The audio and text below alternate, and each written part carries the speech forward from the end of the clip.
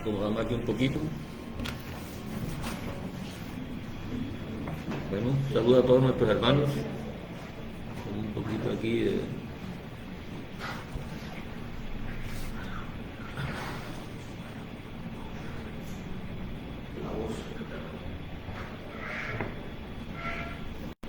Bueno, Shabbat Shalom. Shabbat Shalom. Bueno, continuamos con nuestra parashat. El orden de la parashat de hoy es Vayeshev, se llama así, que significa y se asentó.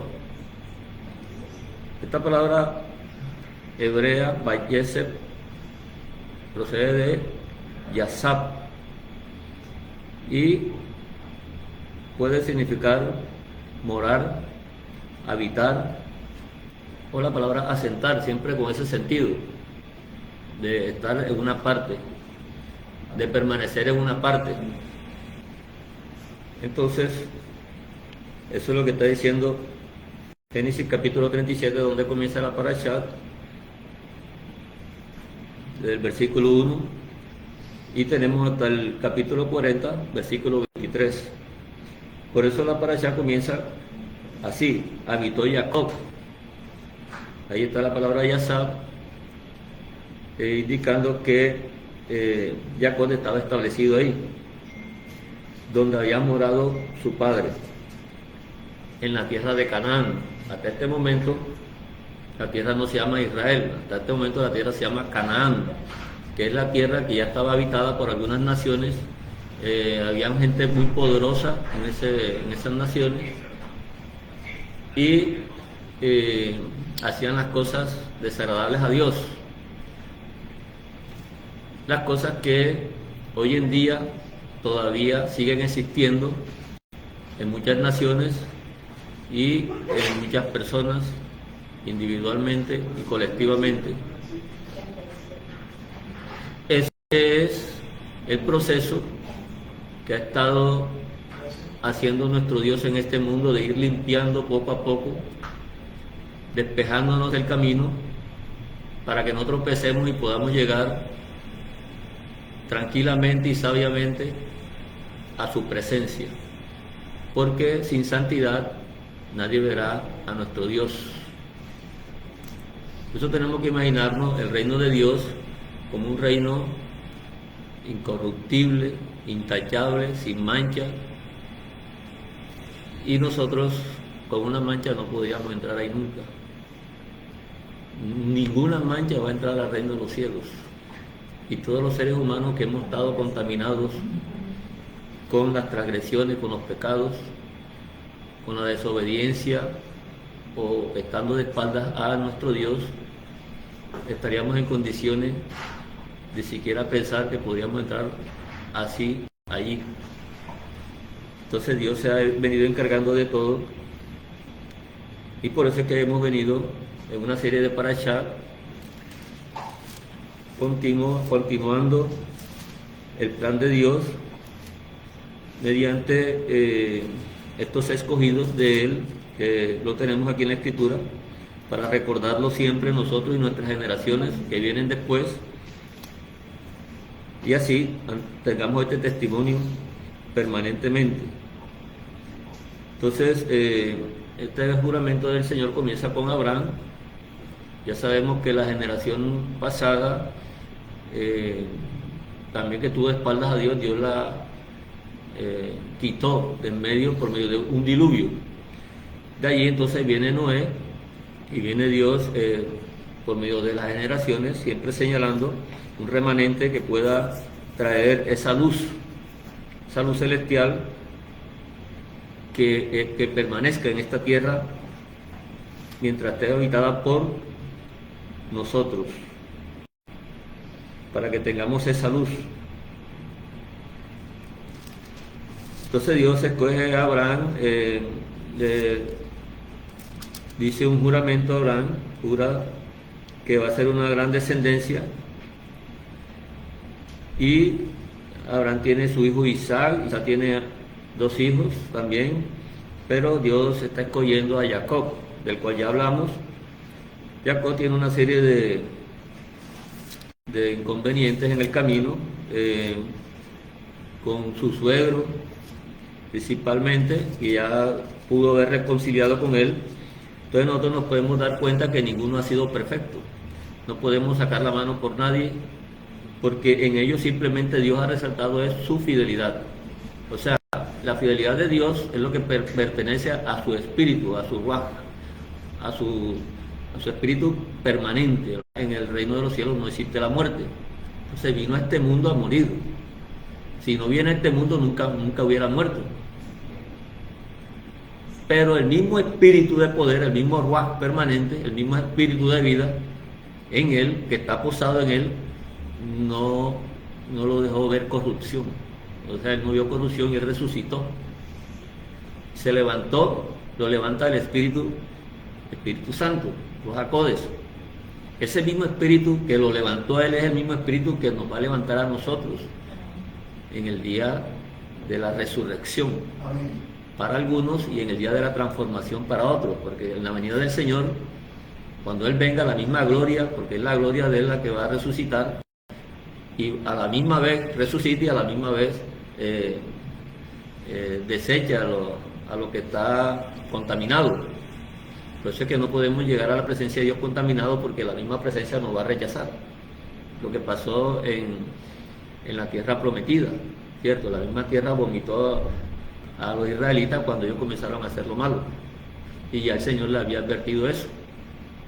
Entonces, en la presencia de nuestro Dios tenemos que llegar totalmente sin mancha, porque puede ser que ese día muchos se vayan a encontrar en una situación de vergüenza, ¿cierto?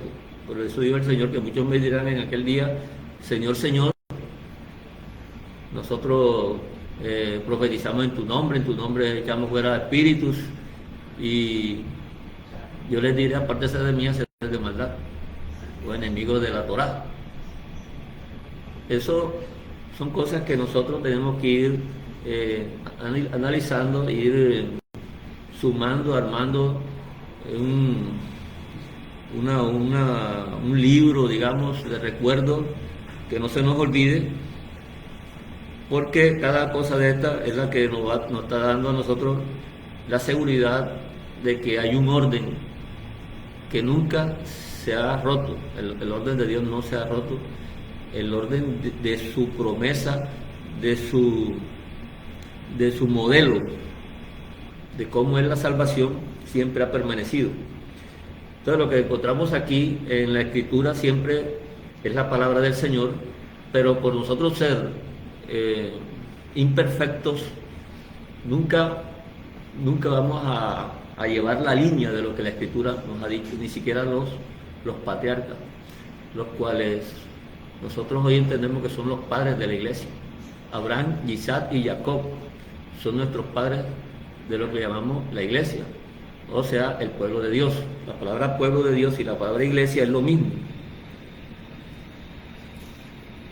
Entonces tenemos aquí ahora la historia de José, que viene siendo hijo de Jacob, y es uno de los últimos hijos de Jacob, antes de Benjamín. Y Jacob tiene una gran importancia en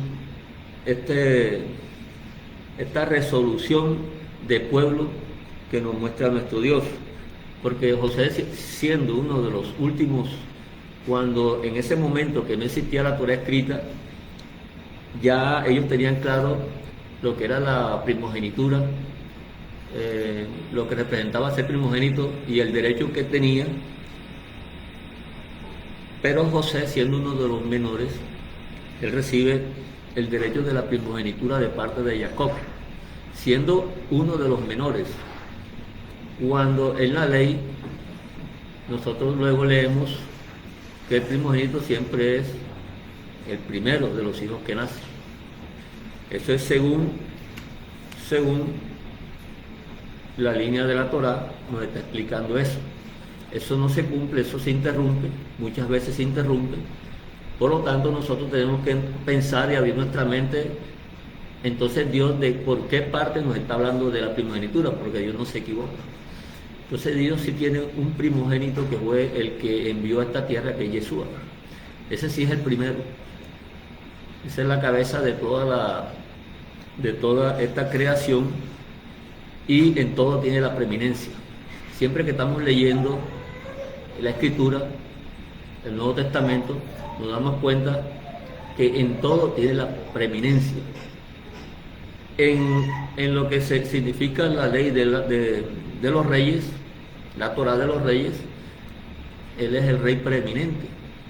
En lo que significa la ley del sacerdocio, Él es el sacerdote, el único sacerdote, ¿cierto? Él es todo en este momento. Es nuestro mejor hermano, es nuestro primer hermano, es nuestro amigo. Es el único sacrificio, ¿sí? Y podemos darnos cuenta que es sorprendente que muchas veces leemos y se nos pasan estas cosas, pero la Escritura nos ha venido diciendo que hay uno solo que ha sido perfecto en este mundo. José, lo leemos aquí y vemos cómo Dios muestra esas maravillas de la creación de él y cómo todas las cosas fueron organizadas, porque José era el hijo preferido de Jacob, de pronto porque era el hijo de la amada de él, y le tenía un aprecio muy especial. No podemos decir ahora que él odiaba a los otros, sino que de pronto en la familia existe ese apego entre un padre con un hijo, pero eso no demuestra que esté en contra de otro hijo, que lo odie, ¿cierto? Pasan esas cosas, pero muchas veces los hijos no entienden eso. Como en la parábola le decimos el hijo pródigo, ¿cierto? Había un hermano mayor que es Judá, y el hermano menor, que en este caso es José. Ahí en la parábola, Efraín o José, porque ya ahí comenzamos a hablar de la casa de Judá y la casa de Efraín. Entonces este hijo menor, que Dios lo está en ese momento atrayendo hacia sí y le está abriendo las puertas y lo está amando, lo está limpiando, pero el hijo mayor no le gustó que Dios le hiciera esa fiesta y se puso celoso. Pero Dios no estaba odiando a Judá, sino que él se tomó ese atributo de pensar eso y reaccionó de tal manera que le dio envidia a lo que estaban haciendo por su hermano menor. Igualmente en la parábola de los obreros que llegan del campo a trabajar, y unos llegan temprano, entonces al transcurrir del día van llegando otros, pero al final, cuando termina el jornal, van a pagarles y a todos les pagan un denario. Entonces los que llegaron primero estaban reclamando, porque si llegaron primero le van a pagar también un denario. Pues ahí se entiende enseguida que la paga siempre fue justa, y el que recibió la paga justa debe alegrarse porque el otro recibió una paga equivalente también, una paga igual a él. O sea, no lo tuvieron por menos, pero a él no le están dando menos tampoco. Entonces debes alegrarse. Y así dice aquí que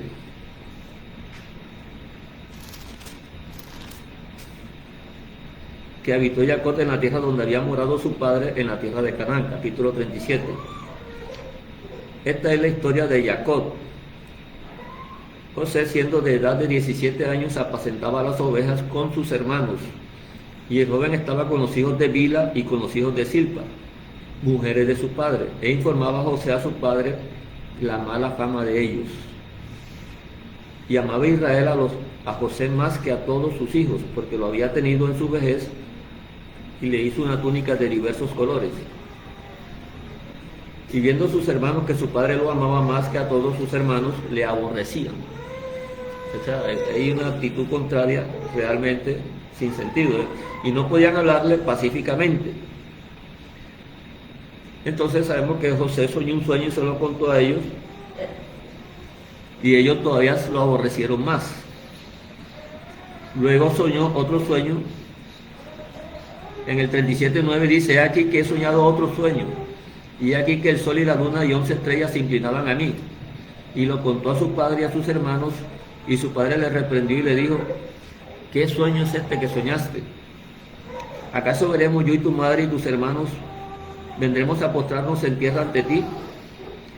Y sus hermanos le tenían envidia, mas su padre meditaba en esto. Este odio llegó tanto que José, cuando su padre lo envió a buscar a sus hermanos,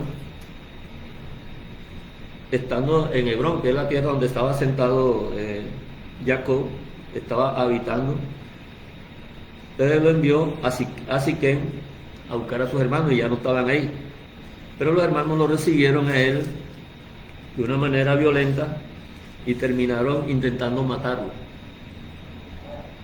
Pero luego acordaron que iban a meterlo ahí en un pozo para no matarlo, y luego lo vendieron.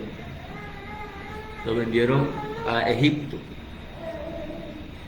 Entonces él vino siendo un esclavo de los egipcios. Los mismos hermanos lo vendieron.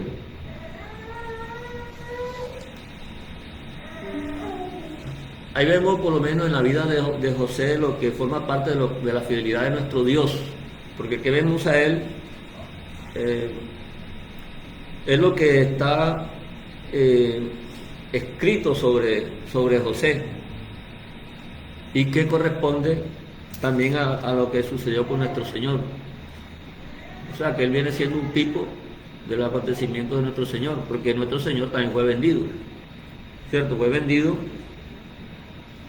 y él fue muerto por ese precio que lo vendieron. Entonces vemos que en José se está reflejando lo que forma parte de la fidelidad. Ahí existió fidelidad en ese suceso de la vida de José. Por eso es que nosotros comparamos también la vida de ellos como una parábola. Es como una parábola viviente, que en el desarrollo de la vida de ellos estamos viendo muchos acontecimientos que tienen, o que nos anunciaban ya lo que era la venida y los acontecimientos que iba a tener nuestro Señor, como por lo menos en Abraham con Isaac, ¿cierto? Cuando Isaac va a matar a su hijo, a sacrificar a su hijo. Entonces, en ese tiempo nadie tenía luz de eso. Sin embargo, ese acontecimiento que yo he escrito aquí, ahora nosotros lo podemos entender, pero incluso los mismos fariseos no sabían qué era eso.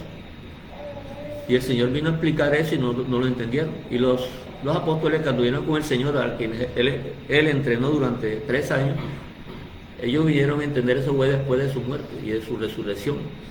Y porque el Señor les abrió el entendimiento. Y ni siquiera tampoco menciona la ley para nada. Menciona la ley cuando se menciona la fidelidad.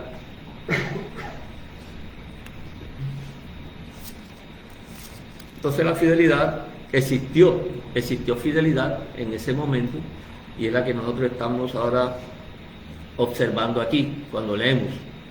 Y nosotros nos preguntamos entonces, ¿en qué momento nosotros hemos tenido o se ha manifestado la fidelidad en nosotros?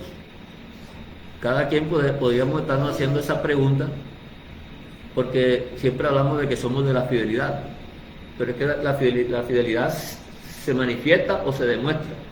Lo que quiere decir que puede haber momentos en que no estemos mostrando o exhibiendo la fidelidad, ¿cierto? Y la fidelidad es la que nos anuncia que tenemos el poder de Dios, el Ruach HaKodesh, el poder permanente, el que habita en nosotros y el que mora en nosotros. Por lo menos la fidelidad debería ser permanente también en nosotros. No podríamos tener unos momentos de vacaciones. De pronto a uno se le ocurre eso, que con el Señor es un rato y después en el mundo es otro rato, porque se ha pasado así, de que hay personas que se dan unas vacaciones en el mundo y después vuelven otra vez al Señor. Pues, pues la fidelidad. No, y en esa fiesta que aquí se llaman carnavales pasa eso. Y yo me di cuenta de algunos que sacaban espíritu y todo eso. Y después los vi ahí. Bueno, esas cosas pasan. Entonces, cuando hablamos de fidelidad, tenemos que saber que nosotros no somos de los que retroceden, sino que las 24 horas la estamos manifestando la fidelidad, ¿cierto? Porque es que el poder está permanentemente, ya no está por ratico, como llegaba a David llegaba el Espíritu y él, por eso están los salmos. Los salmos son el producto de que el Ruach HaKodesh habló en la Escritura. Entonces ellos escribieron eso inspirado por el Ruach HaKodesh. Cuando no estaban inspirados por el Ruach HaKodesh no podían escribir nada que tuviera que ver con la Escritura, ¿cierto? Así todos los profetas hicieron lo mismo, pero solamente lo hacían en el momento en que el poder de Dios llegaba sobre ellos. Y estos profetas, entonces vemos todo lo que ellos anunciaron, las cosas futuras, las cosas que iban a venir, y que todos prácticamente trabajaron para nosotros. Todos ellos trabajaron para nosotros. Y el libro de Hebreos comienza precisamente el capítulo 1 así.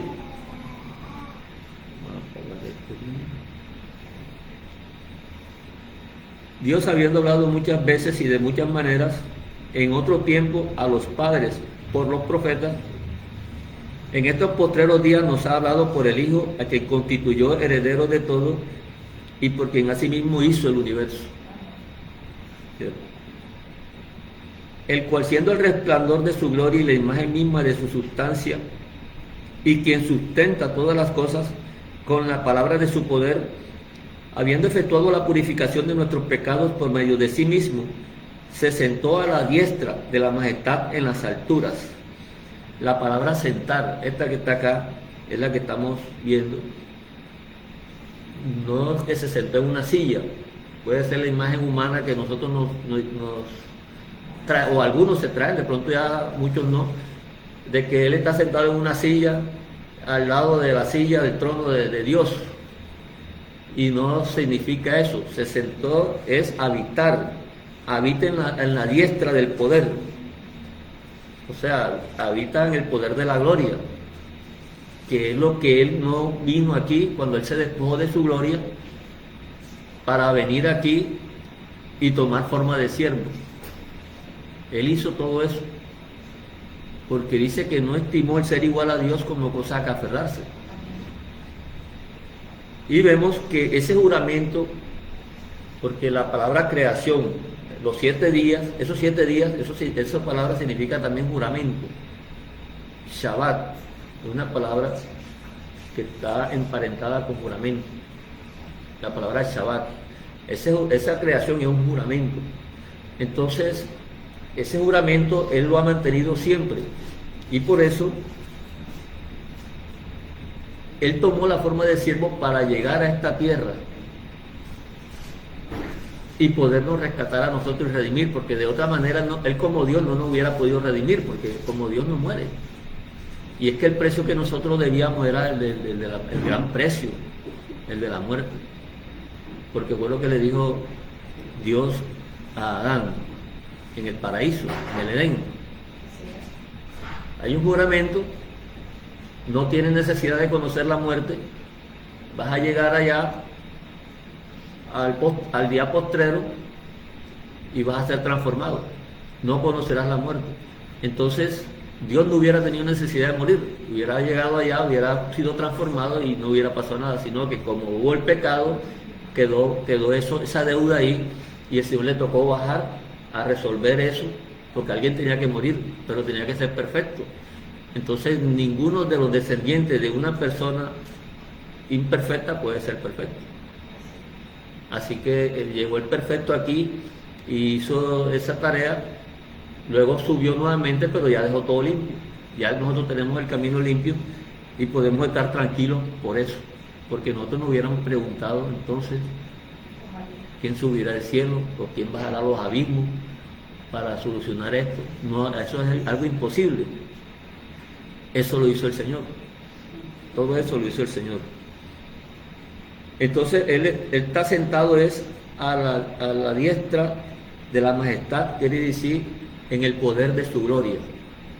Él está ahí, está sentado, o sea, Yasab está habitando en el poder. Ya Él no viene ahora acá y lo van a coger y lo van a montar otra vez en una cruz. Aunque muchos se burlan todavía con eso, porque no han comprendido realmente el precio que Él pagó y no comprenden exactamente el mal que causó todo esto. Y cómo nosotros no estuvimos ahí, y entonces, ¿por qué nos echan la culpa? Pero es que la imagen de lo que sucedió ahí sigue hoy mismo vigente. Es que es la imagen la que está representando. Así como la imagen de Dios representa la fidelidad, la imagen de la maldad está representando la muerte. Entonces hay muchos que llevan la imagen de la maldad. Esa es la diferencia que se va a notar siempre ahí. Entonces no es necesario que alguien esté allá, haya estado allá en el Edén, de lo que están actualmente, para que diga que no formamos parte de eso. Porque tiene la genética, el gen está ahí y nadie puede desconocer esto. Nadie puede desconocer eso, porque las personas, aunque no lean la Torá, la conciencia les avisa. Una persona nunca hace un pecado en público, a menos que ya esté, claro, que ya sea normalizado. Y ya la persona sabe que es un pecado, pero está normalizado y se burla de eso.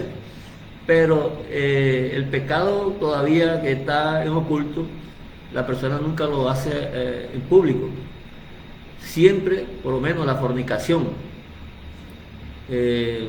la mujer ajena no lo va a hacer público, pues sabe que el compañero, el esposo, lo va a ver y lo va a hacer algún daño, ¿cierto?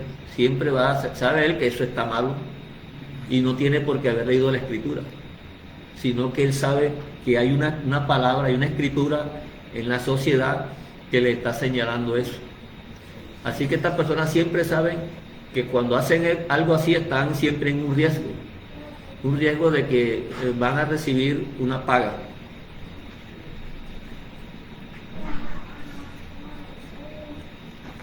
Entonces por eso ahora ya tenemos esa confianza en nuestro Dios, de sentirnos tranquilos y de poder caminar en las cosas del Evangelio sin afanarnos. No tenemos por qué demostrar a nadie que somos más cristianos que el otro, no tenemos por qué asumir tareas que Dios no nos ha encomendado, sino vivir una vida tranquila, sobria y reposadamente, como dice nuestro Señor. Cada cosa tiene su hora, cada cosa tiene su momento, y no tenemos por qué acelerarnos por nada, ¿cierto? El Señor sabrá en qué momento nosotros vamos a actuar en cada cosa que se nos presente, porque Él nos da siempre la sabiduría.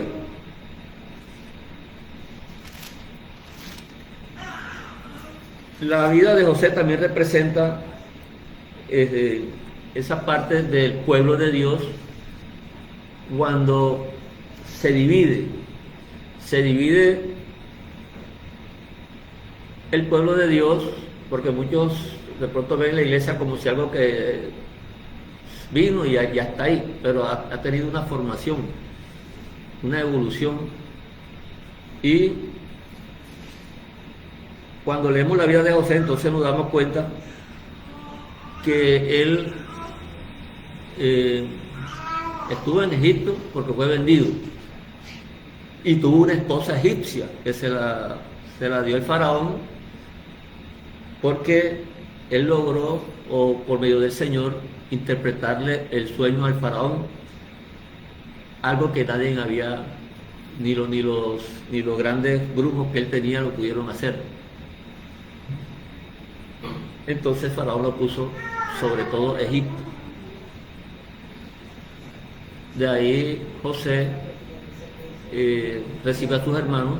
Debido a la gran hambruna que se presentó, ellos vinieron a comprar el alimento a Egipto, y Josué lo reconoció, y ellos no lo reconocieron a él, pero José lo recibió y le dio un tratamiento con el fin de que ellos les quedara un recuerdo, una lección, que realmente fue lo que sucedió. Entonces también trajeron a su padre y ellos habitaron, él los protegió allá en Egipto, moraron en Gosén. Entonces todo eso con el permiso del faraón. Aquí en la escritura entonces ya comenzamos a encontrar nombres que tienen significado.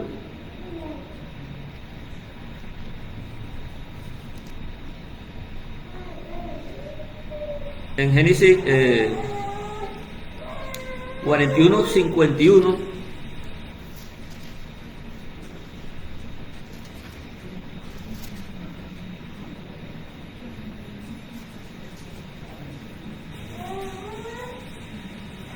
aquí encontramos los nombres de los hijos de José. Entonces, él tuvo un primogénito que lo llamó Manasés, porque dijo Dios, me hizo olvidar todo mi trabajo y toda la casa de mi padre. En el versículo 52 dice, y llamó el nombre del segundo Efraín, porque dijo Dios, me hizo fructificar en tierra de mi aflicción. Entonces, estos dos hijos los tuvo José con la hija él le dan la hija de Potifar, de un sacerdote aquí. Bueno,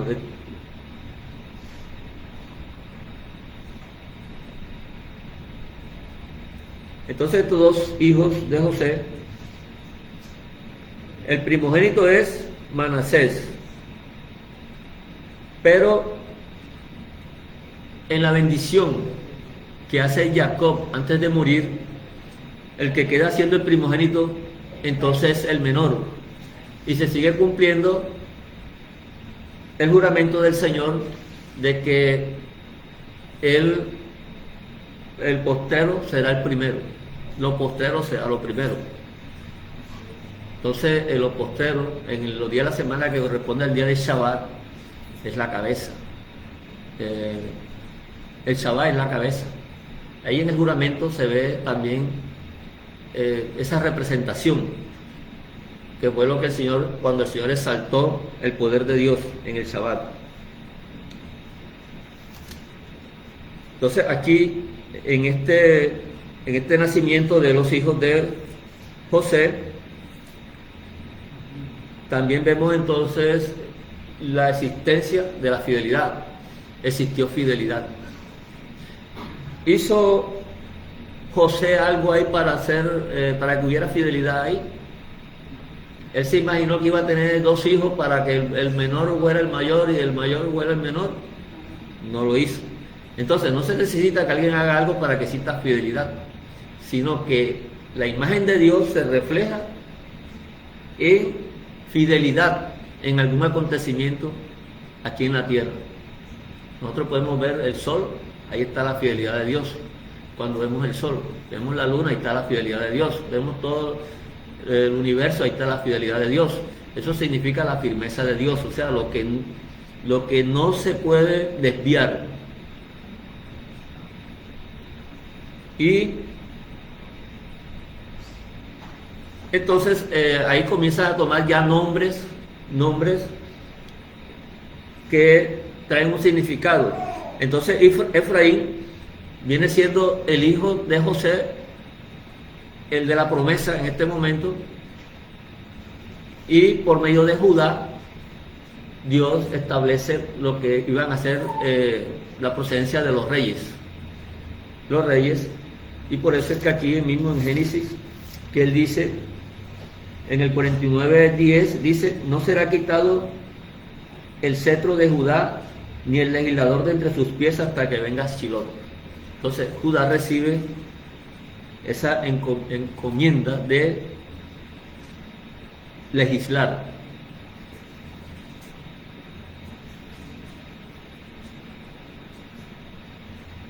Sabemos que el mayor era Rubén, de los hijos de Jacob. Entonces el primogénito no fue Rubén, sino que ahora el primogénito era José. Y comienzan a tomar parte entonces entre los hijos de Jacob lo que es Judá y lo que es José. Por eso, esa parte que corresponde al grupo que siempre estuvo representado por José, se le llama la casa de José, pero también se le llama la casa de Efraín, y en otras ocasiones se le llama la casa de Israel. Igualmente a Judá se le llama la casa de Judá, o la casa de David, en vista al asunto de los reyes, ¿cierto? También se le llama el reino del sur, y a Efraín se le llama el reino del norte. Así entonces vamos viendo que se presentan dos reinos. Entonces, si fuera por el fundamento humano, ya tendría que ser dos simientes. ¿Cómo así que serían dos simientes? Una simiente de un reino, porque ya habían dos reyes, el reino de Judá y el reino de Israel, o el reino de las 10 tribus que comenzaron a representar a Israel. Ellos tuvieron un rey independiente. Ahora no fue solamente Judá el que pidió rey, sino que también Israel también pidió rey. Entonces se estarían manejando como dos simientes. Entonces, como si Dios estuviera buscando un acomodo. Y eso también nos obliga a pensar entonces qué es lo que el Señor, a dónde nos quiere llevar el Señor, porque humanamente eso no da. Por eso es que Pablo dice, la letra mata, ahí. Porque cuando una persona comienza a buscar el fundamento humano, no tiene otra opción que su interpretación humana de buscar la solución de Dios, la solución de lo que Dios viene haciendo. Eso es lo que está tratando de decir Pablo, y por eso dice, mas el Espíritu es el que da vida. Entonces Dios está manejando las cosas por el Espíritu, sin desmeritar la letra, porque la letra tiene el contenido de lo que nosotros como seres humanos podemos palpar, humanamente podemos palpar. Los que conocemos todavía lo podemos hacer, pero ya con un entendimiento mayor, pero los que no conocen no les queda otra que comenzar por el abecedario, ¿cierto? Para poder ir aprendiendo hasta que venga la revelación. El reino de Israel, el reino del norte, nosotros vemos todo lo que pasó con este reino, incluso que el Señor se enoja con ellos, y en muchos profetas. Pero yo voy a buscar aquí el libro de Oseas, que es el libro que venimos estudiando. Entonces aquí el Señor le habla a este profeta en el capítulo 1, desde el versículo 2. Dice, el principio de la palabra de Hachén por medio de Oseas. Dijo Hachén a Oseas, ve, tómate una mujer fornicaria e hijos de fornicación, porque la tierra fornica apartándose del Señor. Pues y tomó a Gomer, hija de Diblaim, la cual concibió y le dio a luz un hijo. Y le dijo Hachén, ponle por nombre Jezreel, porque de aquí a poco yo castigaré a la casa de Jehú por causa de la sangre de Jezreel, y haré cesar el reino de la casa de Israel. Ahora el Señor mismo está prometiendo que este reino, debido a la forma en cómo dirigió el reinado, que incluso Hachén le había permitido para ver hasta dónde llegaba, y lo que hicieron fue transgredir el pacto del Señor. El pacto del Señor es el juramento. O sea, en vez de vigilar y mostrar la imagen de Dios, mostraban era lo contrario a la voluntad de Dios. Entonces ponían ídolos, ¿cierto? Debajo de todo árbol frondoso ponían un árbol así triangular a veces, y abajo ponían una montañita y ahí ponían el muñequito, una representación de lo que actualmente hoy podemos estar viendo también, incluso lo meten en las casas, pero ellos lo hacían en una colina, sembraban un árbol frondoso y ahí adoraban a sus ídolos, a su muñeco ahí. Entonces cada nación tenía sus propios ídolos.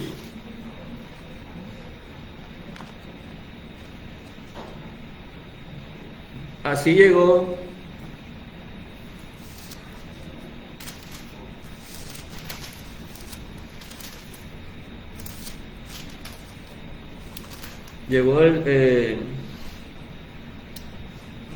el Señor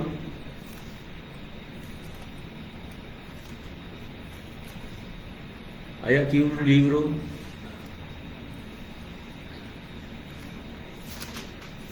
creo que es el 12 de Reyes, donde hablan de esta rebelión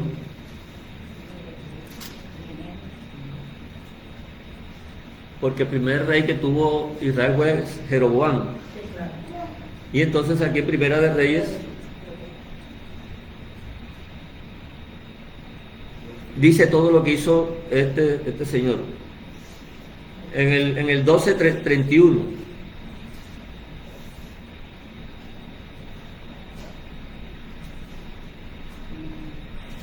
vamos a leer desde el 28. Y habiendo tenido consejo hizo él el rey 2 becerros de oro y dijo al pueblo: bastante habéis subido a Jerusalén, y aquí tus dioses, oh Israel, los cuales te hicieron subir de la tierra de Egipto. Y puso uno en Betel y el otro en Dan, y eso fue causa de pecado, porque el pueblo iba a adorar delante de uno hasta Dan. Hizo también casas sobre los lugares altos e hizo sacerdotes de entre el pueblo que no eran de los hijos de Leví. Entonces se instituyó Jeroboam fiesta solemne en el mes octavo, a los 15 días del mes, conforme a la fiesta solemne que se celebraba en Judá, y sacrificó sobre un altar. Así hizo en Betel, ofreciendo sacrificios a los becerros que había hecho. Ordenó también en Betel sacerdotes para los lugares altos que él había fabricado. Sacrificó pues sobre el altar que él había hecho en Betel a los 15 días del mes octavo, el mes que él había inventado de su propio corazón, e hizo fiesta a los hijos de Israel y subió al altar para quemar incienso. Entonces vemos que no son cosas extrañas lo que vemos actualmente, porque esa imagen de la desobediencia, de lo contrario a la voluntad de Dios, todavía la seguimos viendo. Igualmente muchos dirán: no, pero ya esos ídolos de allá eran otros, y estos de acá no son ídolos, ya no son ídolos, porque aquellos eran los ídolos. No se está hablando del muñequito que tenía una forma allá y esta tiene otra forma, se está hablando de la imagen, que es la misma. Poner un muñequito en la presencia de Dios, cuando lo que estamos viendo es que el mismo Señor, cuando se presentó al pueblo, dijo: cuídate y guárdate que ninguna imagen has visto cuando yo te he hablado. Entonces no me trates de representar con imágenes y con nada. Eso que habla de estos mandamientos, los 10 mandamientos, que algunos lo han cambiado, pero el primer mandamiento de estos comienza así. El capítulo 20, versículo 3. No tendrás dioses ajenos delante de mí, no te harás imagen ni ninguna semejanza de lo que está arriba en el cielo, ni abajo en la tierra, ni en las aguas debajo de la tierra. No te inclinarás a ellas ni las honrarás, porque yo soy Hashem tu Dios, fuerte y celoso, que visito la maldad de los padres sobre los hijos hasta la tercera y cuarta generación de los que me aborrecen. Eso es aborrecer a Dios, hacer muñecos, hacer imágenes, adorar imágenes, venerar imágenes. Eso es aborrecer a Dios. Y también dice el Señor que esto hasta la tercera o cuarta generación, ¿verdad?, de los que lo aborrecen. Eso es aborrecer a Dios. Entonces es inadmisible cómo una persona habla de amar a Dios y tener imágenes. Va a decir algo. ¿Sí?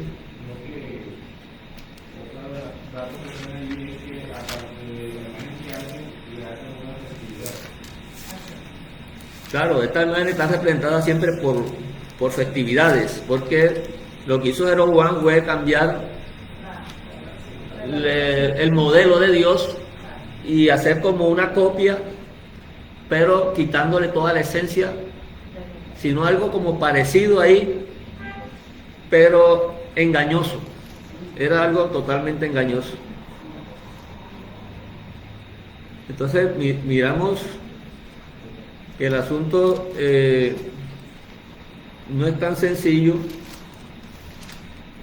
porque son cosas sutiles y es fácil caer en el engaño, totalmente fácil caer en el engaño. Y muchos hasta lo defienden, que es lo peor. Muchos defienden este asunto. Entonces Oseas menciona aquí un lugar cuando dice en el 1:4, y le dijo a Hashem, ponle por nombre Jezreel, porque de aquí a poco yo castigaré la casa de Jehú por causa de la sangre de Jezreel, y haré cesar el reino de la casa de Israel. O sea, todo lo que está estorbando en el modelo de Dios, cuando ya llega al colmo de la maldad, Dios lo que hace es desecharlo, porque ya está tapando la imagen hasta el límite que se le puede permitir aquí en este mundo, hasta ese grado que Dios permite solamente. Este lugar, entonces, Jezreel, es una llanura y también una ciudad donde los reyes de Israel tenían residencia.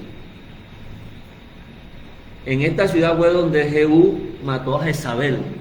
¿Saben quién es Jezabel? La mujer de Acab, la que tomaba a los profetas de Dios, los calaba en la palabra inspirada por el Espíritu, por el Ruach HaKodesh que llegaba sobre ellos, y los mataba para dejar a los sacerdotes del ídolo Baal, que no llegaba el Espíritu a ellos y no hablaban la palabra de Dios, y reemplazarlos. Esto hacía la casa de José, la casa de Israel, el reino del norte. Llegó a estos extremos, y por eso el Señor dice aquí en Oseas que Él iba a hacer cesar el reino de la casa de Israel. Ahí en ese mismo lugar fue asesinado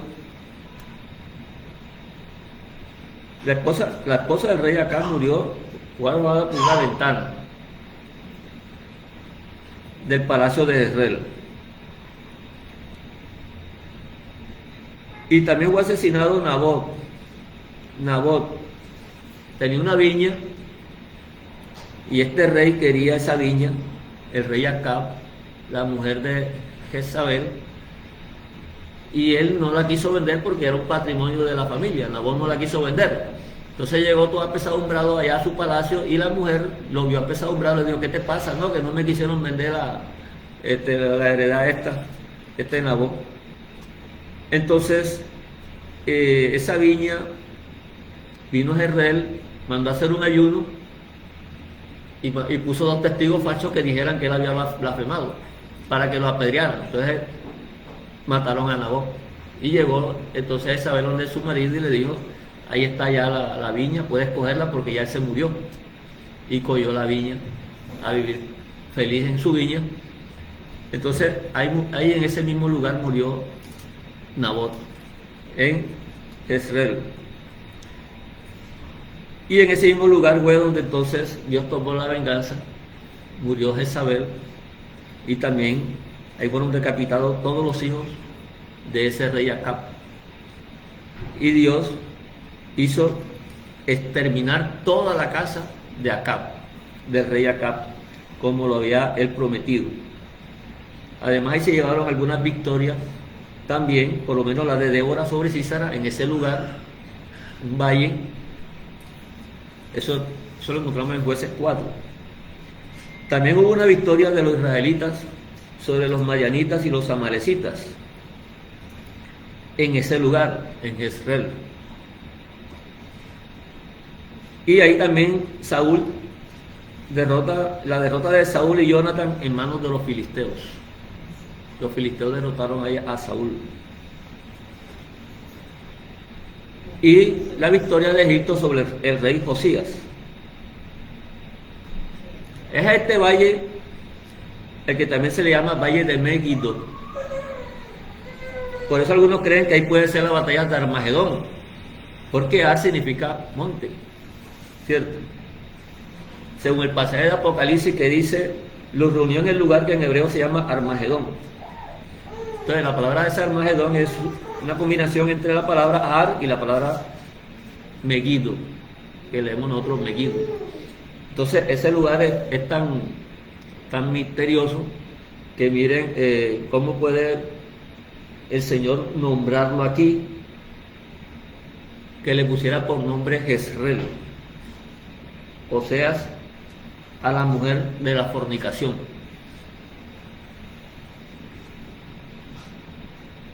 Entonces dice aquí Oseas, y en aquel día quebraré yo el arco de Israel en el valle de Jezreel. Entonces concibió otra vez y dio a luz una hija y le dijo Dios, ponle por nombre Lo-Ruama, porque no me compadeceré más de la casa de Israel, sino que los quitaré del todo. Mas de la casa de Judá tendré misericordia y los salvaré por Hashem su Dios, y no los salvaré con arco, ni con espada, ni con batalla, ni con caballos, ni con jinetes. Nada que sea humano. Ahí no se necesitaba nada humano porque es el Señor el que va a intervenir. No esperemos nunca la victoria por lados humanos. Siempre miremos hacia arriba. Después de haber detestado a Lo-Ruama, concibió y dio a luz un hijo, y dijo Dios, ponle por nombre Lo-Ammi, porque vosotros no sois mi pueblo y ni yo seré vuestro Dios. Y entonces Israel es totalmente desechado. Las 10 naciones, las 10 tribus del norte, la nación de Israel, la casa de José fue desechada. Y el libro de Oseas es un libro que habla precisamente de la intervención de Dios ahí, en ese pueblo, en la casa de José. Más bien está escrito es para las 10 tribus del norte. Pero dice en el versículo 11,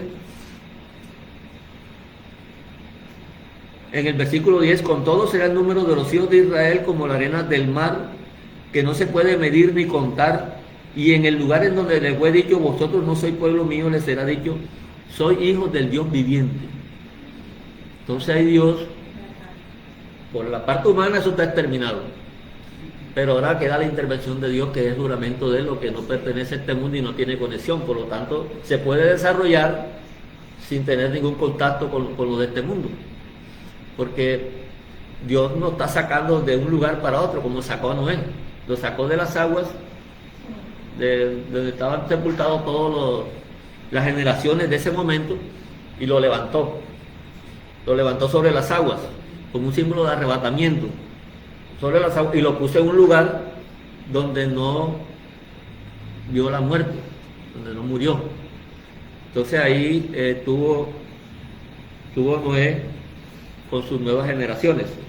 Lógicamente que estaba aquí mismo traspuesto, pero aquí mismo en la tierra, porque nadie ha sido traspuesto al cielo. Eso no existe hasta el momento. El único que bajó es el único que subió. No existe un arrebatamiento de que alguien esté por allá arriba esperándonos a nosotros, ni nada de eso. Polvo eres y polvo será. Todos nosotros, cuando morimos, vamos al polvo. Y si estamos en la esperanza, vamos a ser levantados del polvo, porque no hay otra forma.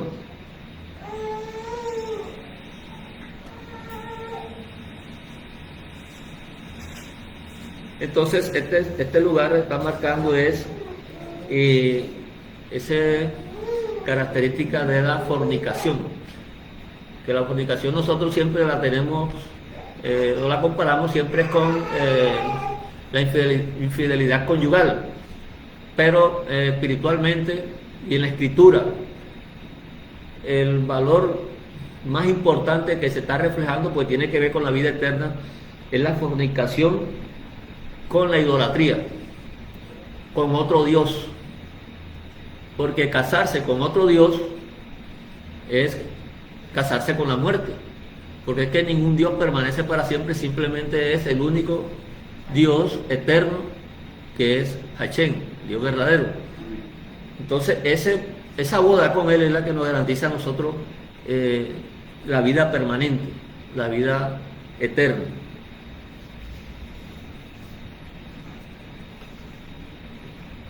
Entonces José en este momento está representando también esa mezcla de gentes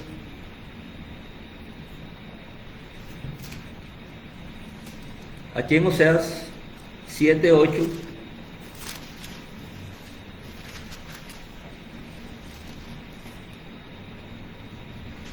dice: Efraín se ha mezclado con los demás pueblos. Efraín fue torta no volteada y devoraron extraños sus fuerzas.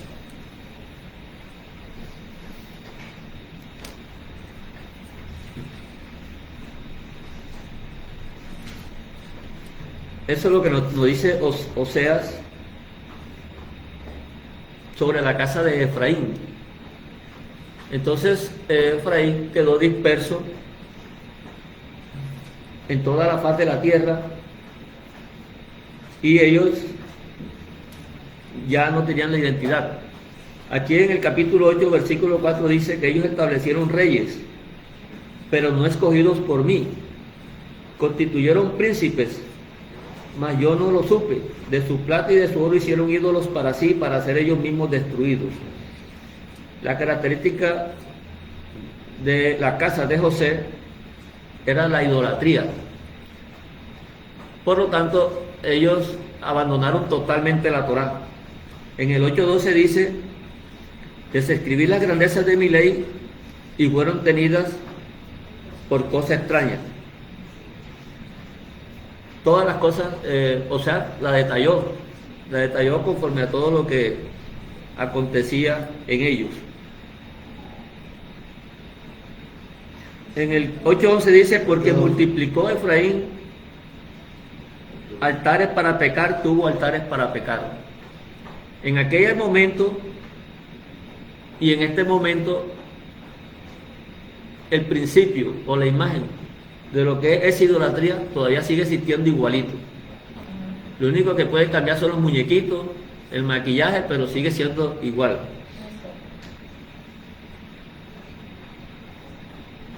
Y entonces dice el 9:3: no quedarán en la tierra de Hachén, sino que volverá Efraín a Egipto y a Siria, donde comerán vianda inmunda. ¿Qué es una vianda inmunda? Eso lo dice Levítico, capítulo 11, ¿cierto? 11.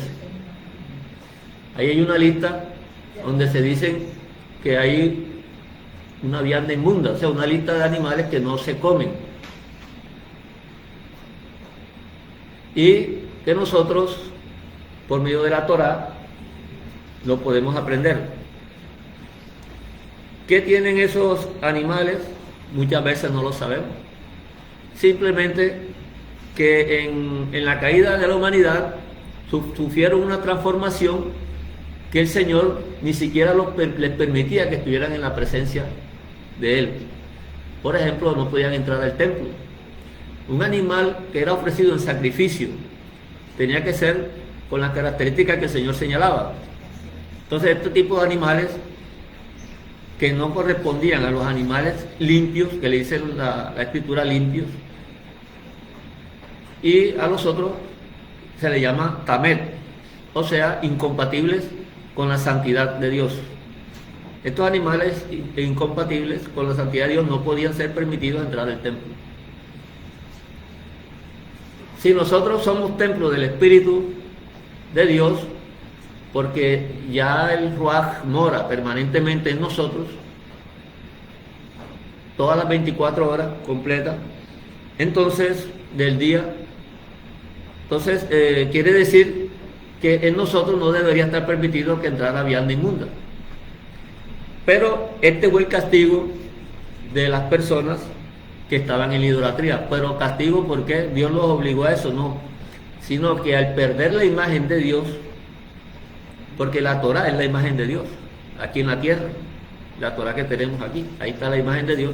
Al perder ellos todo, ellos se desprendieron de todas las cosas, de todos los principios que vinieron desde el fundamento de la creación, porque fueron por medio de las generaciones, fueron enseñados de padre a hijo, y todos los hijos iban entendiendo.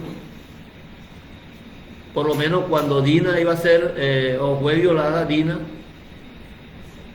una de las hijas de Jacob, no había ley escrita, y ellos sabían que eso era algo que era en contra de la voluntad de Dios, y hicieron entonces una condición con ellos, pero engañosa, para después tomar una venganza de ellos, ¿cierto? Lo mandaron a circuncidar porque ellos decían que en el pueblo, para ser del pueblo, tenía que ser circuncidado, y todavía la Torah no estaba escrita. Así que ellos accedieron, pero lastimosamente lo que fue los hijos de Jacob, que tomaron represalias, eran los hermanos de Dina, y Jacob no le gustó eso, pero ya no podía hacer nada, ¿cierto? Porque de todos modos conocemos algo que se llama el perdón, y ahí se dieron condiciones para eso, se dieron algunas condiciones. Él iba a resarcir los daños, ahí podían establecer un convenio sin necesidad de llegar a esos extremos, pero ellos no quisieron eso y pagaron de esa manera. Por eso fue que ellos perdieron cuando Jacob da la bendición, él lo menciona en Génesis, ¿cierto? Vamos a ver si encontramos aquí donde él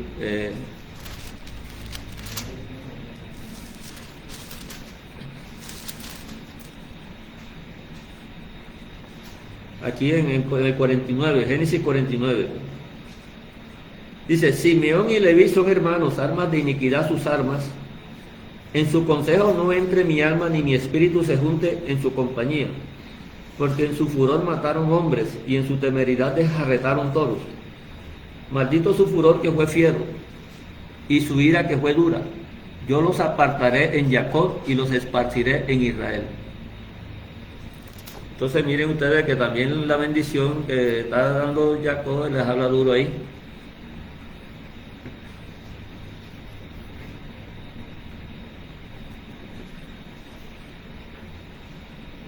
Génesis 17:4, cuando habla el Señor a Abraham,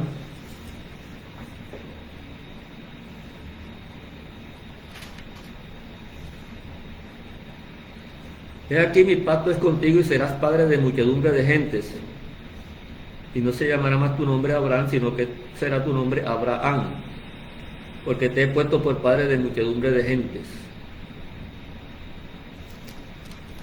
El pueblo de Israel hoy en día, el pueblo de Judá, que es el que permaneció con la Torah, es un remanente muy pequeño hoy en la tierra. Comparado con la población mundial, es un remanente muy pequeño. Pero esta promesa que está hablando el Señor a Abraham, se está refiriendo a una multitud de personas que lógicamente lo vemos representado en José, porque José se esparció por todas las naciones de la tierra sin identidad, que hasta el día de hoy muchos lo están buscando a las 10 tribus perdidas. Por eso nosotros vemos cuando viene el Señor y Él dice: vengo a buscar las ovejas perdidas, está dando un mensaje clarito y directo a la casa de Israel. Los sanos no tienen necesidad de médico, sino los enfermos. Entonces Judá se sentía sano porque tenía la Torá. Entonces ese sentimiento ahí los ha acompañado hasta el día de hoy. Pero hay un pueblo que ya sabía que no tenía con qué agarrarse, no tiene la Torá, que hubiera sido la excusa, porque se habían ido para las naciones a adorar ídolos, a comer vianda inmunda. Se mezclaron con las naciones, como dice Oseas 7:8. Efraín se ha mezclado entre los demás pueblos. Y vienen estas personas que no tienen identidad, vienen de los pueblos a buscar al Señor que pertenece al pueblo de Israel, según la carne, y no es representado en el pueblo de Israel. Y los mismos milagros y el mismo espíritu que recibían los israelitas que estaban ahí, que habían permanecido ahí, es el mismo espíritu que recibieron estas personas que no tenían identidad. De tal manera que el Señor los adentra para formar parte del pueblo, y ya no son dos pueblos, sino un solo pueblo. Entonces, lo que hace el Señor con José, con Efraín, es que pudiera estar disperso entre las naciones, y ahora que ha sido atraído a él, viene Efraín con toda esa multitud a formar parte del pacto del Señor, sin haber estado en el monte Sinaí.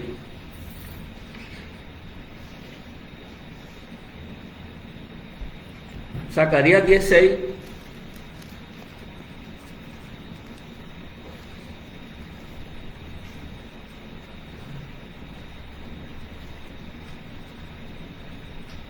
Zacarías.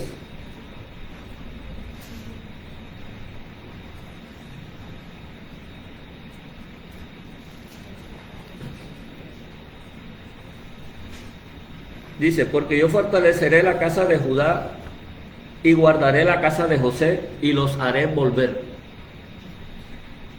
Porque de ellos tendré piedad y serán como si no los hubiera desechado, porque yo soy Hashem su Dios, que los oiré.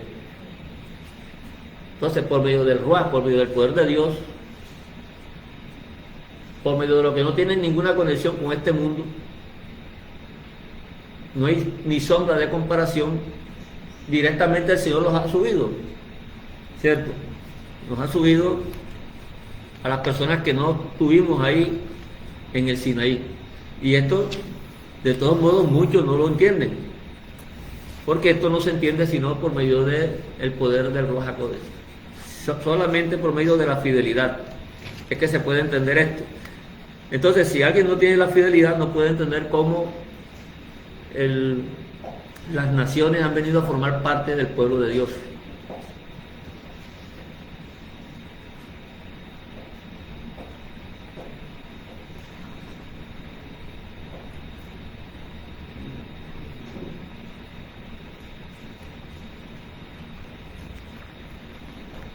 Entonces, hoy en día,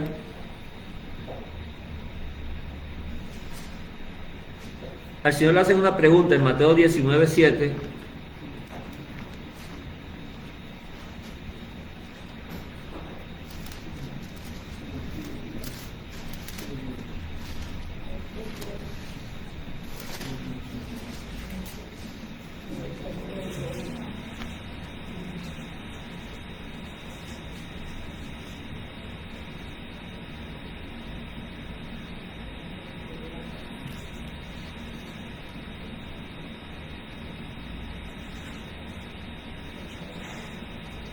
Aquí en el 3 le dicen, entonces vinieron a él los fariseos tentándole, diciéndole, ¿es lícito al hombre repudiar a su mujer por cualquier causa? Él respondiendo les dijo, ¿no habéis leído que el que los hizo al principio, varón y hembra los hizo? Y dijo, por eso el hombre dejará padre y madre y se unirá a su mujer, y los dos serán una sola carne. Así que no son ya más dos, sino una sola carne, por tanto lo que Dios juntó no lo separe el hombre. Le dijeron, ¿por qué pues mandó Moisés dar carta de divorcio y repudiarlo? Entonces aquí dice que él les dijo por la dureza de vuestro corazón. Sabemos que el Señor no se ponía a pelear, a contradecir, con la misma respuesta siempre le respondía. Por la dureza de vuestro corazón Moisés les permitió repudiar a vuestras mujeres, mas al principio no fue así. Ahí Moisés no es que había hecho una ley para que eso sucediera. Lo que pasa ahí es que en ese momento eran tan duros de corazón, de servicio, que aunque los mandamientos estaban escritos, ellos nunca los cumplían. O sea, no hay ningún mandamiento que ellos puedan decir que cumplían. Nunca cumplieron la ley. Eso lo dice la Torá. Nadie cumple la ley, nadie la cumplió, ni nadie la cumple. Entonces, el Señor le está hablando desde otra perspectiva. Yo les digo que cualquiera que repudia a su mujer salvo por causa de fornicación y se casa con otra, adultera, y el que se casa con la repudiada, adultera. Eso es un principio de la creación. Desde que el Señor, porque Él le citó enseguida el texto, desde el principio dice que el varón y hembra los hizo, ¿cierto? Y los dos se unirán y serán una sola carne. Ese es el principio de Dios. Todo lo que suceda acá en el mundo y no seas conforme a ese principio, ya se sale del modelo de Dios, ¿cierto? Ya no pertenece a la fidelidad. No hay nada que se pueda decir, esto es la fidelidad porque sucedió así, ya eso no es fidelidad. Porque cuando hablamos de la fidelidad es conforme al principio de Dios. Entonces, el Señor no tenía necesidad de explicarle todo eso. Ellos tienen que entender que la creación fue hecha de una sola forma, no fue hecha de varias formas. Porque eso tenía que ver con el principio de la fornicación espiritual también. Entonces, si no lo podemos entender aquí en la tierra, humanamente, menos lo vamos a entender espiritualmente, porque son las cosas que no vemos. Y las que vemos, no las entendemos, ¿cómo vamos a entender las que no vemos? Por eso, el asunto de fornicar tiene que ver también con la idolatría. Adorar otros dioses, adorar ídolos, adorar otros dioses, incluso humanos, ídolos humanos. Hoy existen muchos ídolos humanos. La gente hasta se mata por esos ídolos, dan su vida por esos ídolos. No sé qué tendrán en la cabeza las personas. Yo a veces me pregunto eso. Actúan como locos. En todas cosas, en deporte, en música y en todo, es lo mismo. Entonces, por eso el Señor le dice, desde el reside, eso no es así. O sea, nosotros siempre tenemos que mostrar el origen de las cosas.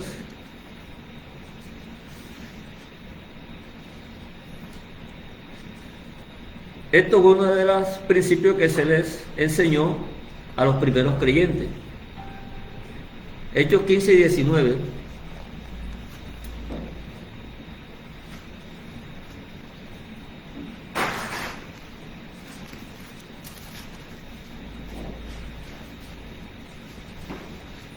Estaba el debate sobre los integrantes de las naciones que pertenecían al pueblo. Ya los apóstoles entendieron eso, que no eran los únicos llamados por Dios para la promesa, sino que estas personas de las naciones, o sea, la casa de José, había comenzado a formar parte por medio de la fidelidad al pueblo del Señor.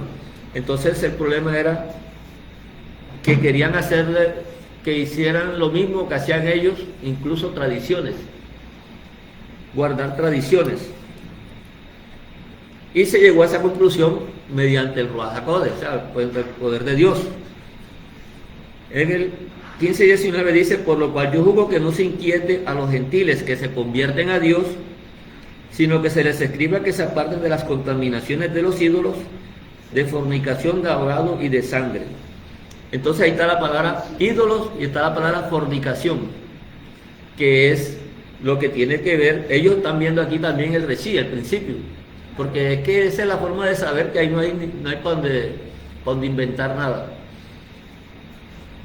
Que en ese tiempo se adoraban muchos ídolos, en este tiempo también, y es una de las principales cosas que le ponen de manifiesto.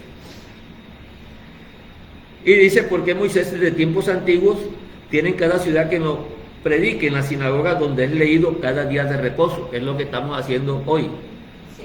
Leemos Moisés, leemos los profetas, leemos el Evangelio. Y todo es uno solo, como dice el Señor, todo debe ser uno solo.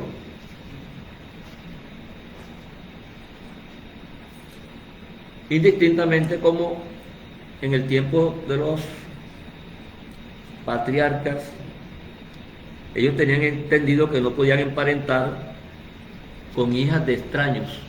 O sea, el pueblo de Israel no podía emparentar con hijas o las hijas con hijos de las naciones.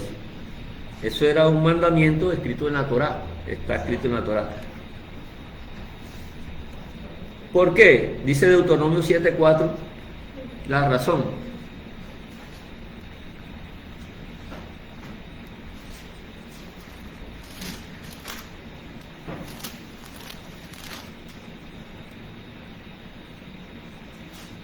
Porque desviará a tu hijo de en pos de mí y servirán a dioses ajenos, y el furor de Hashem se encenderá sobre vosotros y te destruirá pronto.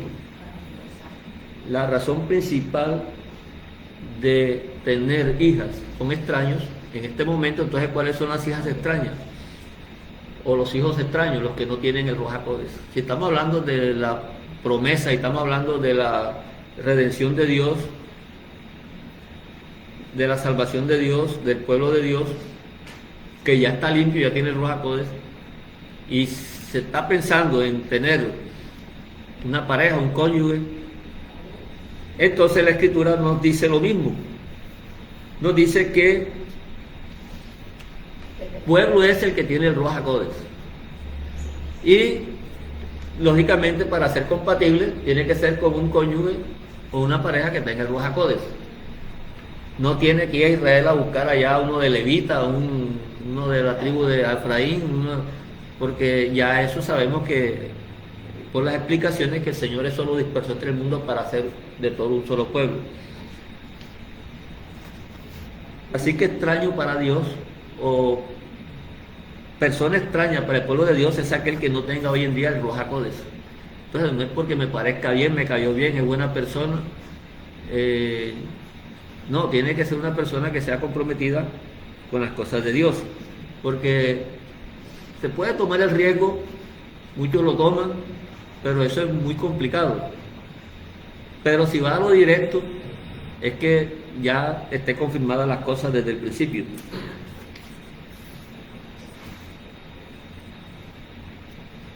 Entonces, entre nosotros, la Escritura dice que en ese aspecto ya no existe. Gálatas 3:28.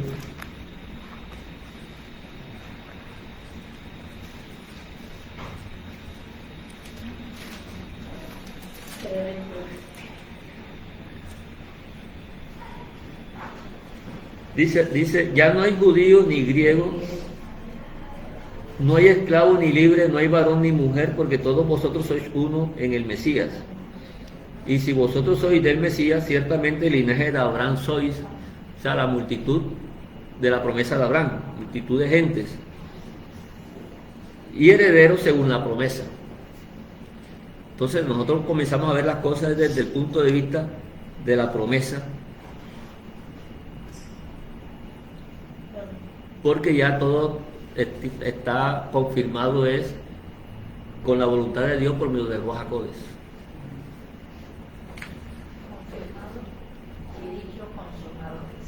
Consumado es, como dijo el Señor. Bueno, hermano, entonces dejamos aquí, hermano.